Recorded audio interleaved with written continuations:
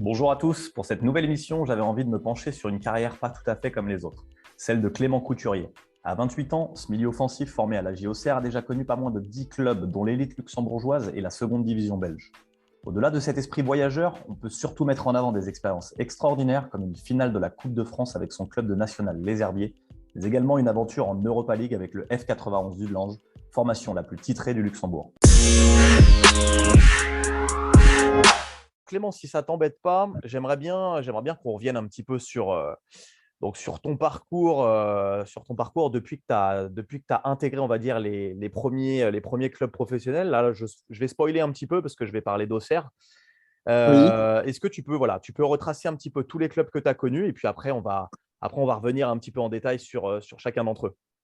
ok, alors ça va être un petit peu long hein, parce que j'ai beaucoup changé de club. Donc j'ai commencé mon cursus professionnel au centre de formation à la JOCR et pendant 2 ans.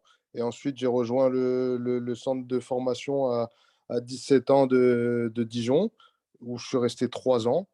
Je n'ai pas signé professionnel et ensuite je suis repassé un peu par le monde amateur, une année en CFA à Montceau-les-Mines et 3 ans en national à Belfort, Chambly et les Herbiers. Et ensuite, je suis parti à l'étranger où j'ai joué à Dudelange au Luxembourg, à Virton en Belgique. J'ai refait un passage de 6 mois à Bastia Borgo en national, puis cette année de retour au Luxembourg à Espérange. Ok. Clément, toi, tu as 28 ans, tu es ailier, c'est ça, tu joues, on va dire, sur tous les postes de devant, ailier gauche, ailier droit, c'est ça? Ouais, je suis un milieu de terrain un peu polyvalent. Je peux jouer à droite, à gauche, dans l'axe aussi, plutôt défensif ou offensif. Ça dépend des systèmes, mais je suis un milieu de terrain, on va dire, polyvalent. Ok, d'accord. On refait un petit passage sur ta période de formation. Tu expliquais que tu étais passé du coup par le centre d'Auxerre dans un premier temps pendant 2 ans et puis après, tu as rejoint Dijon. Comment toi, tu Oui, pourrais c'est- définir ces deux périodes-là sur ces deux clubs bourguignons?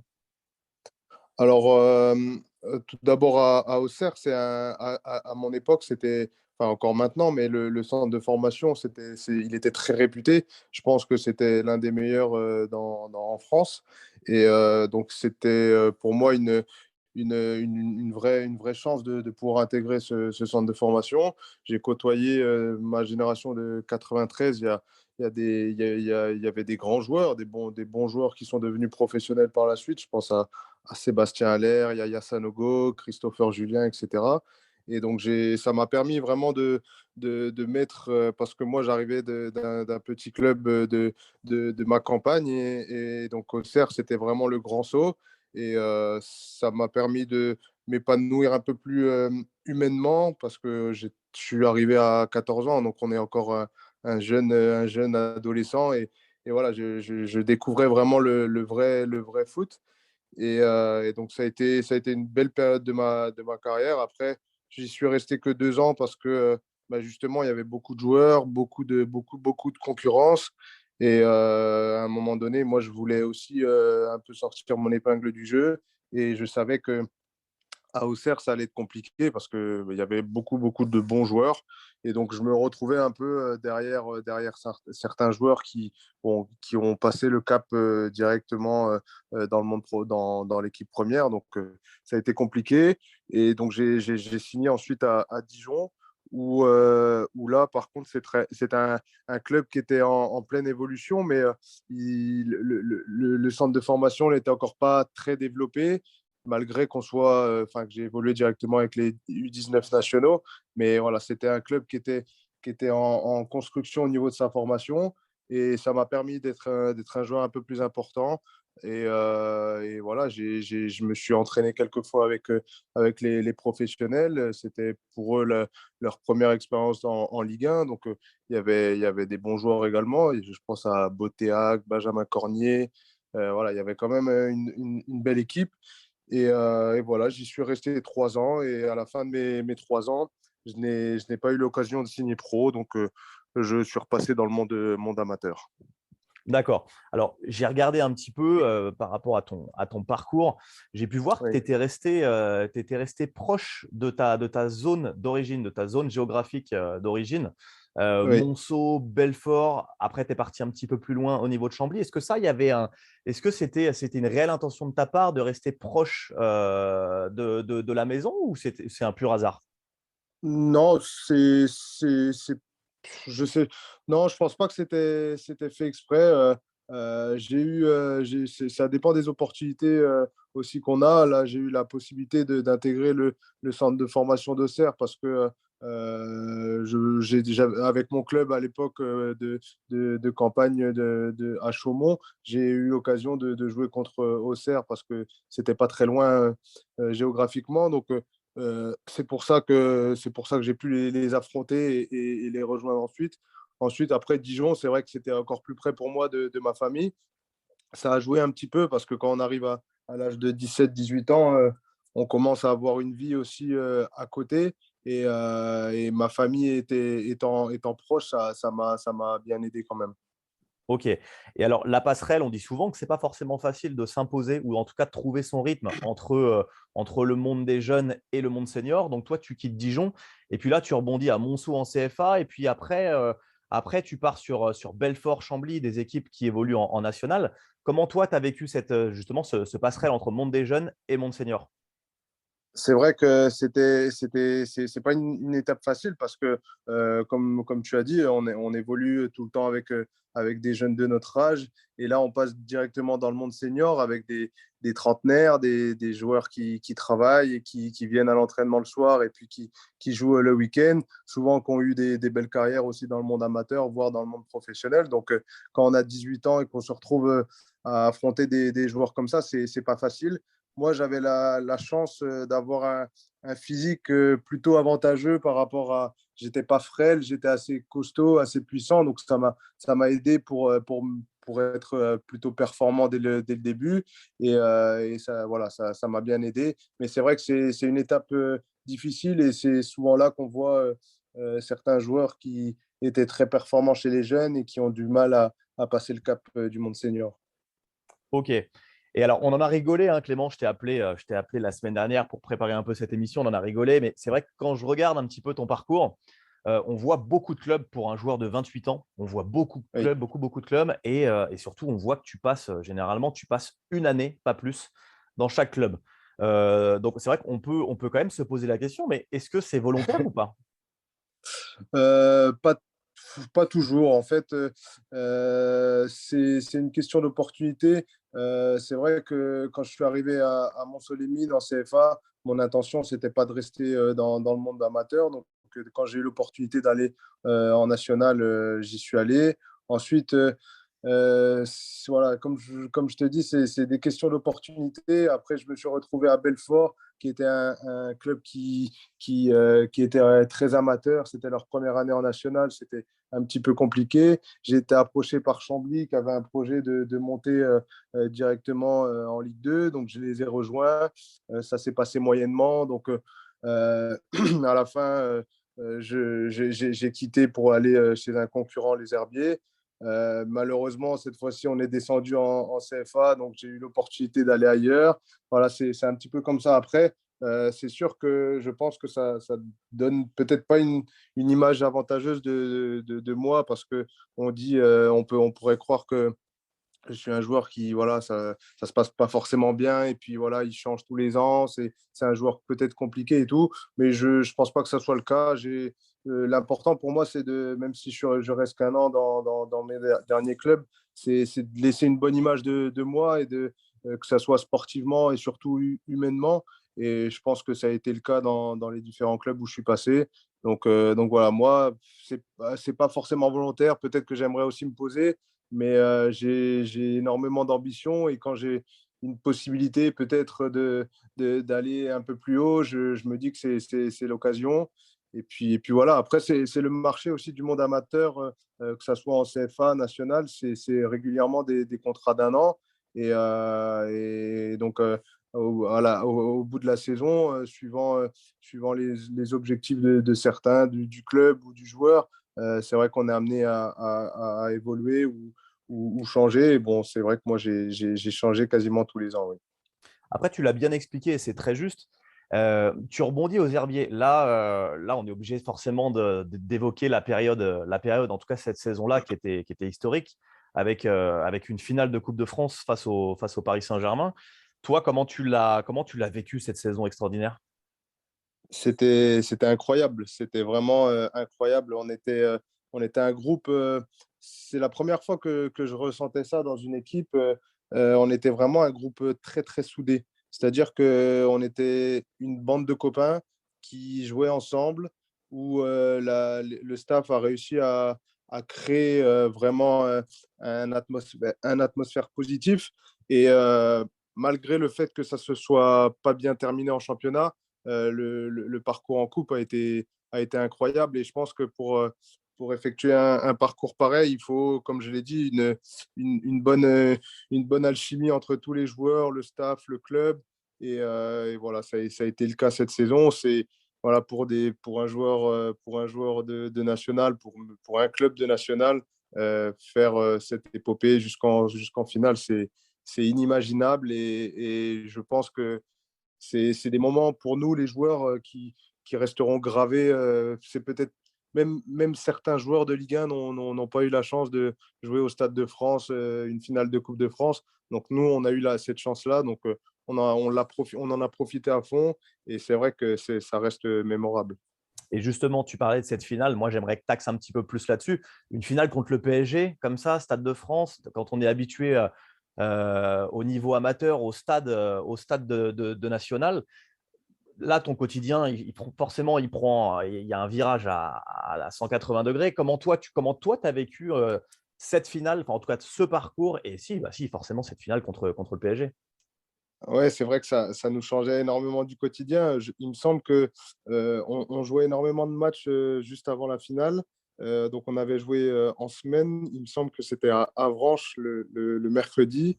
Et juste quelques jours après, on jouait le PSG au Stade de France.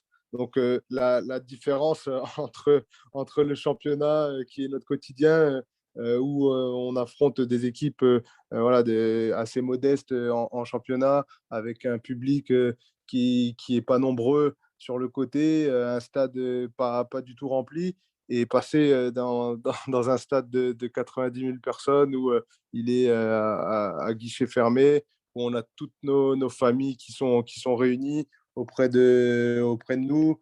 On a passé, on a passé, on a passé 3 jours à Clairefontaine avant la finale, où là, ça a été aussi très intense, parce qu'on était vraiment dans le château de l'équipe de France, dans les chambres des joueurs de l'équipe de France. Voilà, c'était mémorable. Mais au-delà de la finale, il y a eu aussi tout le parcours du début jusqu'à la finale. Ça a été, c'est les premiers matchs où on a joué contre des équipes. Il me semble on avait battu une CFA2 au tir au but. C'était un match laborieux. Ensuite, on s'est fait des frayeurs. On s'est fait des frayeurs aussi contre des équipes plus faibles. Et c'est là qu'on a réussi à créer ce groupe.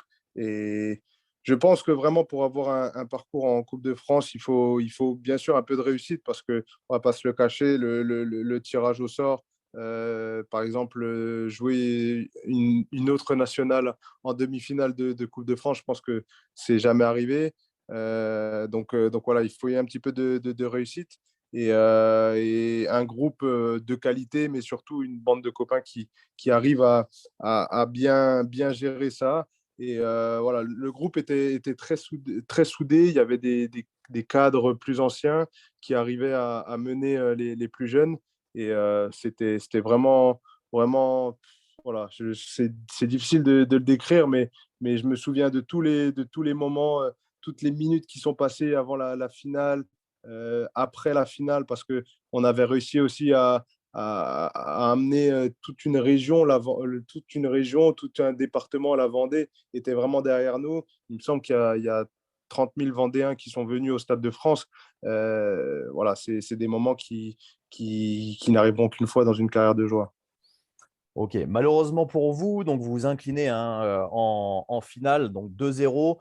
Et là, toi, tu vas connaître, on va dire, plusieurs ascenseurs émotionnels dans la mesure où tu passes d'une épopée magnifique sur le plan collectif à une descente en N2 avec ton club. Donc, 3 jours après cette finale, tu as un match capital pour la survie de ton club. Malheureusement, pareil, vous n'arrivez pas à vous maintenir. Toi, à partir de là, l'idée de repartir sur de la N2 ne t'intéresse pas plus que ça. Et quand je parle d'ascenseur émotionnel, c'est qu'à ce moment-là, tu as cette offre de Dudelange, donc l'un des plus gros clubs du Luxembourg qui arrive. Est-ce que tu peux revenir un petit peu sur cet épisode aussi? Ouais, c'est ça. En fait, on a joué c'était en semaine, on a joué le mardi la finale de la Coupe de France et on jouait le vendredi à Béziers notre survie en championnat. Il faut dire que ça s'est joué un concours de circonstances incroyable pour qu'on descende, mais malheureusement pour nous, pour le club, on est descendu. Et c'est vrai que c'était très difficile parce que moi, dans ma tête, je me disais, écoute, après ce qu'on a vécu tous ensemble, j'ai envie de continuer avec le club. J'ai envie de, voilà, pourquoi pas avoir une possibilité de découvrir le monde professionnel avec les herbiers. C'est tous les joueurs, on s'est à peu près dit ça. Mais malheureusement, voilà, la descente en N2 a été compliquée à digérer. Moi-même, ça a été mes premières larmes footballistiquement parlant, parce que c'était vraiment incroyable, une grande déception. Et voilà, un changement émotionnel vraiment, vraiment compliqué. Mais voilà, ça fait partie d'une carrière de footballeur. Et c'est vrai que quelques jours après, donc on était en vacances et enfin on allait être en vacances et on a tous eu une discussion comme chaque année avec le club à la fin. Et pour moi, c'était compliqué de rester en N2. Et, et comme tu l'as dit, au même moment, j'ai eu un contact pour aller à Dudelange. Ils me voulaient absolument et ils m'ont fait une proposition directement, peut-être quelques jours après, la défaite à Béziers avec les Herbiers. Donc, c'est vrai que j'ai hésité, mais c'était pour moi aussi une possibilité de voir autre chose, de découvrir un autre monde. C'était un club que je connaissais pas énormément. Le Luxembourg, avant d'y avoir joué, je connaissais pas du tout le championnat. Et pour moi, ça a été encore une autre expérience incroyable que j'oublierai pas non plus, quoi. Donc, à ce moment-là, Clément, tu as à peu près 25 ans. Toi, depuis petit, tu rêves d'être footballeur. Tu subis deux échecs à Auxerre, à Dijon. Donc, ton rêve est plus ou moins freiné. Tu arrives à rebondir sur de la N2 et tu t'imposes plus ou moins, en tout cas, sur deux, trois clubs de N1. Tu as cet Oui, épisode Coupe de France. Et puis là, nouveau virage avec. Alors, pour pareil, niveau historique, je vais forcément me pencher un petit peu sur Dudelange. Dudelange, on est sur le plus gros club du Luxembourg avec à peu près 15 championnats remportés.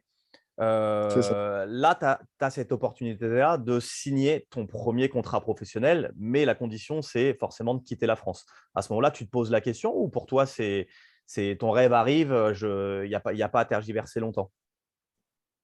Pour moi, c'était un peu difficile parce que le Luxembourg, comme je disais juste avant, je connaissais pas du tout. Et donc, j'ai fait marcher un petit peu mon réseau. J'ai demandé à deux, trois personnes s'ils connaissaient le championnat, ce que ça valait, Dudelange, comment ça se passait, etc. Et de mes informations, donc Dudelange était considéré comme le plus grand club au Luxembourg, le club titré, qui jouait les tours préliminaires de la Coupe d'Europe. Donc ça a joué un grand rôle. Et voilà, je me suis dit que je n'avais pas énormément aussi d'autres opportunités en France. Je pense que si j'avais attendu quelques jours, quelques semaines, j'aurais peut-être pu rebondir encore en national. Mais je me suis dit pourquoi pas. Écoute, le Luxembourg, en plus, pour moi, c'était pas très loin de ma famille non plus. Ma compagne était en études à Nancy. Donc, voilà, ça a aussi joué un rôle. Et ça a été, voilà, je me suis dit, écoute, Clément, il faut que tu te prennes une décision. Tout était réuni pour que ça se passe, pour que ça puisse bien se passer. Et donc, j'ai signé Bon, il faut savoir qu'au Luxembourg, le championnat n'est pas professionnel, donc j'ai pas signé un contrat professionnel, mais voilà, enfin, c'était vraiment une opportunité à saisir. Pour moi, jouer, même si j'avais aucune garantie, parce que je savais très bien que c'était un niveau aussi peut-être supérieur à ce que j'ai connu, mais je me suis dit, allez, il faut que je me lance, et encore une fois, je pense que ça a été une réussite. Ça a été une réussite, je peux te le confirmer, enfin je pense, puisque tu arrives là-bas et ton club du Delange est champion en titre. Et donc, par jouer en tout cas les barrages de la Ligue des Champions, est renversé en barrage d'Europa League. Et pour la première fois de son histoire, le club se qualifie. Et se retrouve, et tu te retrouves du coup aussi par la même occasion dans le groupe du Milan AC, de l'Olympiakos et du Betis Séville. Là, tu changes de planète. Oui, complètement. Complètement. Après un super parcours en Coupe de France, je m'étais dit, ça sera le meilleur moment de ma carrière. Et voilà, je pense que ça sera difficile de faire pareil. Et quelques mois après, je me retrouve à jouer des matchs de Coupe d'Europe contre des joueurs que je regardais à la télé tous les mercredis ou tous les jeudis. C'est vrai que c'était pas forcément dans mes plans, mais comme on dit, une carrière, voilà, ça se joue sur des détails et on peut difficilement prévoir. Donc moi, je suis arrivé au Luxembourg. Déjà, j'ai été contacté par le boss, le président, et le coach me connaissait pas tellement. Et donc j'ai fait mes premiers pas à l'entraînement. Il me semble que c'était autour du 15 juin lors de la reprise. Et le coach est venu vers moi, et c'était un Allemand, Dino Topmöller. Je pense qu'on en reviendra Mhm. après. Mais il vient vers moi, et pour la petite anecdote, il me dit, écoute Clément, je te connais pas bien, c'est pas moi qui t'ai recruté, mais voilà, et tu saches qu'ici, il y a beaucoup de joueurs expérimentés. Je pense que ça va être difficile pour toi. Mais voilà, je te laisse ta chance, et on verra par la suite. Et donc, ça m'a fait un petit peu peur, parce que je me suis dit, écoute, là, j'ai vu le nombre de joueurs à l'entraînement, la qualité aussi des joueurs, et je me suis dit que ça allait être compliqué. Et puis finalement, voilà, je me suis fait justice moi-même, et j'ai été performant dès le début. Et voilà, ça a été le début d'une très, très belle aventure avec ce coach et avec ce club. Tu me coupes si je me trompe, Clément. Moi, sur ce que j'ai vu par rapport à ton parcours, tu réalises à ce moment-là peut-être la meilleure saison de ta carrière avec 35 matchs disputés pour 9 buts. Je fais pas d'erreur, Ouais, on est bien ouais, d'accord? ouais, c'est ça. C'est ça, c'est ça. D'accord, donc c'est ça, C'est, tu arrives dans un contexte où tu n'es pas forcément, t'es pas forcément en place, tu n'es pas forcément super bien accueilli. En tout cas, on te met au défi de t'imposer ouais, et tu relèves ce challenge, en tout cas plus que bien. ouais, ouais, c'est ça. En fait, j'ai tout de suite accroché, même si le coach m'a fait un petit peu peur au début, j'ai tout de suite bien accroché avec lui, parce qu'il a été cash, et il ne m'a pas menti. Et moi, j'avais énormément confiance sur le terrain. Au début, je pense qu'il a essayé de me tester. Je me souviens les premiers matchs amicaux, il me fait jouer défenseur central, arrière droit. Et je me dis, mais il ne me connaît pas, et je joue pas là, moi. Mais j'ai fait force de caractère, et j'ai rien dit. Je me suis dit, allez Clément, joue, même si c'est pas ton poste, fais ce que tu peux, et puis tu verras à la fin. Et je me souviens à la fin de la préparation, euh, le coach, euh, le coach a pris tout le groupe avec tout le monde, et il a parlé, et il a dit, regardez Clément, je le connais pas, il arrive là, il travaille, je le fais jouer défenseur central, arrière droit, il dit rien, il travaille, et essayez de prendre exemple sur lui.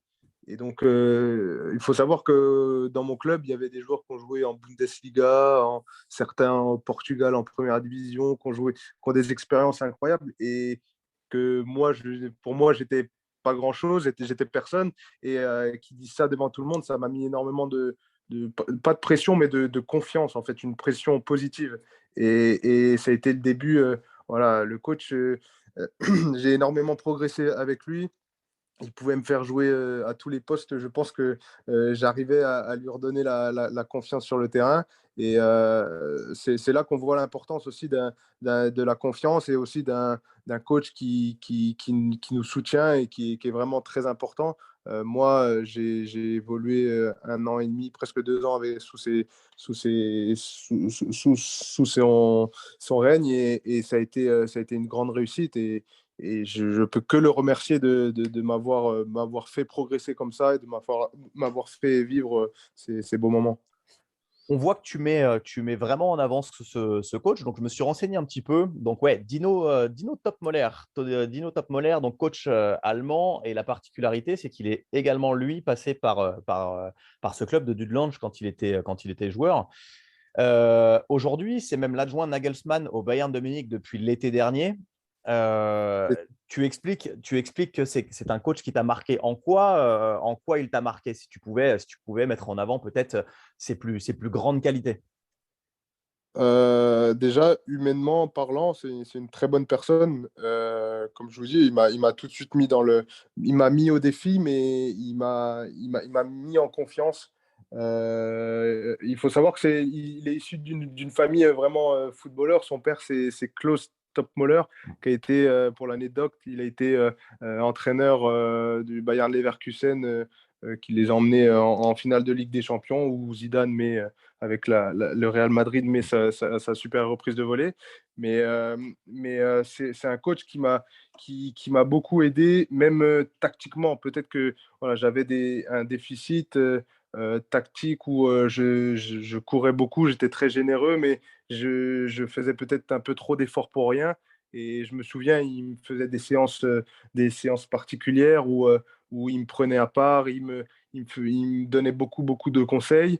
Euh, il m'a fait travailler aussi également devant le but, qui m'a permis de marquer de plus de buts à la fin des séances. Lui était un ancien attaquant qui a joué voilà, à Dudelange, mais aussi en Angleterre et en Allemagne. Et il restait avec nous et on faisait un concours. Le premier arrivé à 10 buts sur des reprises de volée. Il gagnait encore souvent, mais voilà, ça m'a aidé beaucoup. Ça nous a tous aidés parce que il faut savoir qu'on était un groupe de 35 joueurs et il n'y en a que 11 sur le terrain, mais même celui qui était en tribune, il adorait le coach. Normalement, ça n'existe jamais, ça. Normalement, c'est celui qui joue pas, il dit le coach, ouais, il est pas bon, il m'aime pas, il est nul. Mais même celui qui jouait pas arrivait à dire, ouais, le coach, il est vraiment fort et il fait très bien jouer son équipe. Donc ça, c'est un coach qui arrive à fédérer comme ça, Mm. c'est exceptionnel. Et je suis vraiment content pour lui que maintenant, il soit adjoint de Nagelsmann et je pense qu'il a un très bel avenir d'entraîneur par la suite. Ok. Et donc, Clément, bon, pour resituer un petit peu aussi, tu fais, malgré tout ça, malgré cette belle saison avec ce coach, malgré de belles stats, une saison pleine, bah, tu quittes le club en fin de saison, au bout de ta première saison là-bas, et tu rejoins le club de Virton en D2 belge. Pareil, comment ça se passe, ce changement de club? Il faut savoir que le président de Dudelange était aussi le président de Virton. Donc forcément, ça aide. Et donc lui, l'objectif pour lui, c'était de faire monter Virton en première division belge. Et donc il a décidé que le coach Dino Topmoller parte à Virton pour essayer de faire aussi une belle épopée. Et le coach, sa condition, c'était d'amener 4 joueurs avec lui de Dudelange pour le rejoindre en Belgique. Et le coach m'a demandé si ça m'intéressait, si je voulais venir. Et comme c'était le même président, voilà, je connaissais tout le monde. Quand le coach m'a demandé, évidemment que j'ai voulu, parce qu'en plus, la Belgique, par rapport au Luxembourg, c'est plus un pays de football. Peut-être pour ma carrière aussi, c'était plus intéressant de retrouver un monde un peu plus professionnel. Et une fois de plus aussi, ça a été une réussite à Virton, malgré que ce soit fini un petit peu, ça a été un peu compliqué sur la fin, mais on a fait une très belle saison. Donc ça se finit, tu l'as dit, hein, ça se finit sur pareil, une année à Virton. Et là tu connais pour la première fois de ta carrière, tu connais des moments un petit peu compliqués, puisque pendant 6 mois, tu vas te retrouver sans club. Oui, Et tu vas signer en janvier dernier, donc il y a un an tout pile, tu retrouves la France et tu signes à Bastia Borgo en oui. N1, tu signes pour 6 mois. Pareil, comment toi comment tu pourrais revenir sur cet épisode de 6 mois en Corse? C'est bah déjà mes 6 mois de chômage, ça a été la suite au club de Virton. Il y a eu des soucis avec la fédération belge, l'Union belge, et le club a disparu pendant un an. Donc l'année dernière, le club a disparu des radars parce qu'ils étaient en justice, en litige avec la fédération. Donc nous, on ne pouvait plus jouer malgré le fait que j'avais encore un contrat à Virton. Ça a été compliqué. Donc moi, je sors d'une belle saison à Virton aussi, où j'ai joué tous les matchs et j'ai été important, où on a failli monter en première division. Même si ça a été marqué par le Covid-19, ça a été une très belle année pour moi. Et à la fin de la saison, j'ai eu des opportunités. J'ai été peut-être un peu trop ambitieux. J'ai refusé beaucoup, beaucoup d'offres. Et voilà, là, ça a été un moment compliqué parce que je pense que ma carrière était en évolution permanente, j'ai envie de dire. Je faisais que de monter de championnat, de niveau. J'étais de plus en plus performant. Et là, ça a été un coup d'arrêt. Et au moment où je m'y attendais pas, parce que voilà, je pensais que j'allais continuer sur cette lancée. Et ça a été compliqué. Donc, j'assume, hein, parce que j'ai fait des mauvais choix. J'ai attendu une offre qui n'est jamais arrivée en refusant plein d'autres. Et donc, ça a été compliqué. Je me suis rendu en Roumanie, en Pologne, parce que voilà, j'avais ces opportunités-là et j'ai vu que c'était pas fait pour moi. Donc, j'ai vite pris le billet retour. Et donc, en janvier dernier, je suis arrivé à Bastia Borgo, un club qui m'a contacté, où le président Antoine Emmanueli a été très, très, très important dans sa façon de me parler. Il m'a dit: «Écoute Clément, tu sors de 6 mois de chômage. Est-ce que ça t'intéresse de venir 6 mois chez nous, où ça te permettra de rejouer et de retrouver les terrains?» Donc j'ai accepté avec plaisir. Ok, et puis 6 mois en tout cas qui ont été positifs pour toi parce que du coup, ça t'a permis de te relancer. Et là, nouveau départ, tu retrouves le Luxembourg, cette fois-ci avec le club d'Esperange. Alors, pour resituer aussi, Esperange, actuellement, là, on va dire, sur cette mi-saison, avec le club, vous êtes classé septième de cette première division avec 7 victoires, 3 nuls, 5 défaites. Toi, est-ce que c'était une réelle volonté de retrouver le Luxembourg, un championnat du coup que tu connais, ou c'était parce que tu n'avais pas forcément 50 solutions?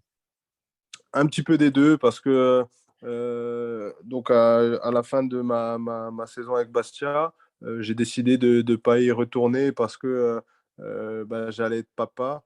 Je suis un jeune papa, donc c'était un petit peu compliqué parce que j'étais tout seul, ma femme ne m'avait pas accompagné en Corse, donc voilà, ça me paraissait compliqué de rester dans cette situation. Et, étant donné que j'allais être papa, j'ai pas voulu prendre de risques, et j'ai pris la solution la plus facile, on va dire, de retourner dans un championnat que je connaissais. Je remets dans le contexte aussi, mon boss qui a été à Dudelange, le président de Dudelange et Virton, est devenu maintenant le boss d'Espérange. Donc, donc Il est les partout. contacts, voilà, il est partout. Il a quitté Dudelange et il est venu à Espérange. Donc voilà, les contacts se sont faits plus facilement. Et je rejoins donc un groupe que je connais parce que j'ai évolué avec certains joueurs à Dudelange et à Virton. Et donc les objectifs sont très importants aussi, même si les 6 premiers mois ont été un petit peu compliqués au niveau des résultats pour le moment. Mais l'objectif est vraiment de performer, d'être européen à la fin de saison pour pouvoir, pourquoi pas, refaire un peu ce qu'on avait fait avec Dudelange. Ok, ok. Donc là, le Luxembourg, on a expliqué un retour au Luxembourg. Justement, pour faire un petit focus sur ce pays, on est sur un pays qui regroupe 630 000 habitants. Donc ça équivaut à peu près entre deux villes comme Lyon et Marseille. On est sur 93e, sur un classement de 93e au classement FIFA. Toi, si tu devais un petit peu, on n'est pas dans la comparaison, mais voilà, par rapport à tout ce que tu as pu connaître en France, qu'est-ce que tu peux mettre en avant, en tout cas sur le niveau du foot au Luxembourg? C'est compliqué de dire ça parce que le championnat de Luxembourg est très différent d'une équipe à une autre.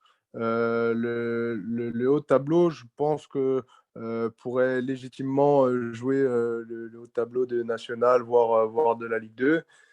Par contre, les clubs de bas de tableau du championnat luxembourgeois sont des équipes où les joueurs ne sont pas professionnels à 100%, certains travaillent. Ça se ressent aussi dans le professionnalisme des équipes et je pense que euh, ça équivaut à peut-être de la N2, N3 en France pour certains clubs.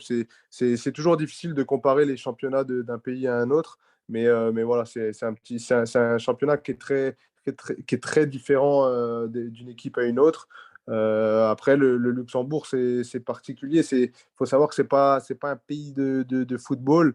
Je veux dire, il n'y a pas beaucoup de supporters, il n'y a pas beaucoup de, de spectateurs malgré le fait que ce soit un pays qui évolue bien, même au niveau de l'équipe nationale. C'est une équipe qui est de plus en plus performante sur la scène internationale. Voilà, c'est un pays qui évolue, mais il y a encore un petit peu de retard par rapport aux pays frontaliers, que ce soit la Belgique, l'Allemagne ou la France. Et justement, tu parlais de la Belgique par rapport à ton année à Virton, pareil, qu'est-ce que tu pourrais mettre en avant voilà, le niveau de la D2 belge, comment tu t'es situé là-dedans? Moi, j'ai beaucoup aimé la Belgique parce que bah, justement, là, c'est vraiment un pays de football. Le niveau de la D2 belge m'a surpris parce que à première vue, je ne connaissais pas du tout et je ne savais pas trop à quoi m'attendre. Mais je pense que c'est un niveau supérieur à ce que j'avais connu en France. Et même si je le dis encore, c'est différent, c'est difficile de comparer. Mais c'est un championnat qui est très bien et qui est peut-être différent par rapport à son jeu techniquement, je veux dire, c'est plus ouvert. J'avais l'impression que le jeu était plus ouvert en Belgique, à l'image que ce qu'on peut voir peut-être aux Pays-Bas aussi. C'est réputé pour être un peu plus ouvert, alors qu'en France, où le championnat de national, voire de Ligue 2, c'est des très bons championnats, pardon, mais c'est très difficile d'y performer parce que c'est très serré, c'est physique et voilà, c'est difficile. Mais voilà, la Belgique, j'ai vraiment apprécié, même au niveau du professionnalisme, des stades, des infrastructures, c'est un bon pays où j'ai aimé évoluer. Ok. Et si on pouvait revenir un petit peu sur les techniciens que tu as croisés, voilà, tu es passé par pas mal de clubs, donc forcément, qui dit pas mal de clubs dit pas mal de nouveaux coachs. On a mis en avant Oui, Dino Topmoller. Moi, dans le récap, on peut souligner aussi Frédéric Reculot aux Herbiers avec oui, Stéphane Mazala aussi. On a oui, Jean-André Ottaviani, on a Bruno Luzi de Chambly, on a Albert Cartier. oui. Est-ce que tu. Alors, l'idée, c'est pas forcément d'en faire un classement des meilleurs et des moins bons, c'est pas ça, mais voilà, ce que ces techniciens-là ont pu t'apporter, voilà, qu'est-ce que tu pourrais aussi remettre en avant par rapport à tous ces coachs-là? D'abord, dans un premier temps, tous les coachs, aussi différents qu'ils soient, m'ont apporté quelque chose. Que ce soit, j'ai beaucoup mis en avant Dino Topmoller parce qu'il m'a apporté vraiment ce que d'autres m'ont pas apporté au niveau d'un ensemble. Mais tous les coachs, que ce soit en formation, où j'ai côtoyé à Auxerre des très bons coachs, ou à Dijon, j'ai côtoyé David Dinares, qui lui m'a d'ailleurs beaucoup aidé par rapport au fait que j'étais attaquant et ensuite il m'a repassé milieu de terrain. C'était un petit peu grâce à lui, donc je lui dois beaucoup. J'ai eu des coachs, comme vous avez précisé, Frédéric Reculot et Stéphane Massala aux Herbiers, qui m'ont beaucoup apporté aussi dans ma façon de jouer, dans ma façon de penser sur le terrain. C'est un coach qui aime beaucoup le jeu, repartir de derrière, etc. Et lui, il m'a appris à être plus tranquille avec le ballon, plus serein. Et ça m'aide encore à l'heure actuelle. D'autres coachs, je ne peux pas tous les citer, mais Albert Cartier, Bruno Luzzi, ou même j'ai côtoyé Maurice Goldman à Belfort. C'est des coachs plus, je veux dire, peut-être à l'ancienne, ils mettent en avant plus le côté physique, le côté Mhm. organisation. Et je pense que tous les coachs qui m'ont, que j'ai eu m'ont beaucoup apporté. Par au moins une chose, voilà, tous les coachs m'ont apporté, et ça a été, c'est la chance d'avoir beaucoup voyagé. Tous les coachs sont importants pour moi, et c'est grâce à eux aussi, c'est grâce à eux d'avoir une carrière comme celle, comme la mienne. Bon, Clément, tu sais que je suis obligé de te la poser, cette question-là. Tu as 28 ans. Dans 6 mois, Oui. on arrive forcément à une nouvelle étape. On arrive sur la période estivale, période des transferts. Comment toi, tu imagines la suite de ta carrière? Alors, il faut savoir qu'à Espérance, j'ai signé un contrat de 3 ans déjà. Donc, je ne serai pas libre de faire ce que je veux cet été. C'est assez exceptionnel pour moi. Donc, voilà, on verra. Ça dépend aussi de mes performances au Luxembourg, de ma situation. Donc voilà, après, moi, je suis encore plus maintenant. J'ai envie d'aventure, j'ai envie de découvrir des choses. Maintenant, j'ai une petite famille aussi, donc je ne peux pas faire n'importe quoi. Mais je suis ouvert à beaucoup de choses. Il y a quelques années, l'étranger me faisait un peu peur, même si je suis parti. Ça reste des pays frontaliers, ça reste des pays où on parle français. Donc, ça, pour moi, il n'y a pas un grand changement. Mais maintenant, je suis un peu plus ouvert, et j'aimerais découvrir peut-être d'autres cultures, d'autres footballs. C'est tout en restant dans un championnat compétitif. Donc, voilà, on verra les opportunités. Mais comme j'ai dit juste avant, je serai encore sous contrat cet été. Donc, il faudra peut-être trouver un accord avec le club par la suite, si jamais l'opportunité si j'ai une opportunité à saisir. Et on termine avec la dernière question au niveau des anecdotes. Tu nous en as parlé d'une avec Dino Topmoller. Est-ce que tu en as, on imagine que tu en as d'autres avec tous les clubs que tu as pu faire. On imagine que tu as d'autres anecdotes qui peuvent être assez sympas. Oui, quelle anecdote je pourrais citer? J'ai en tête l'émotion que j'ai eue en voyant mon grand-père paternel, et même mon grand-père maternel dans les tribunes du Stade de France à 82 ans, il me semble. C'était une émotion qui, pour moi, c'était impensable. Et ils ont fait l'effort de venir me voir comme ça. C'est des moments qui resteront gravés toute ma vie. Voilà, ça, c'est une belle anecdote. Après, j'en ai une autre qui est plus sympa, encore plus sympa. En prenant l'avion pour la Coupe d'Europe pour aller jouer un tour préliminaire en Hongrie, mon bagage n'est pas arrivé à bon port. Et donc, je n'avais aucune affaire pour jouer. J'avais pas de crampons, j'avais pas de protège-tibia, même pas une brosse à dents. Donc, ça a été compliqué d'aller faire ces courses avec la carte du club en Hongrie un jour avant un match super important. Mais c'était une belle anecdote, et voilà, c'était sympa à vivre. Surtout que ça s'était bien fini parce qu'on s'était qualifié.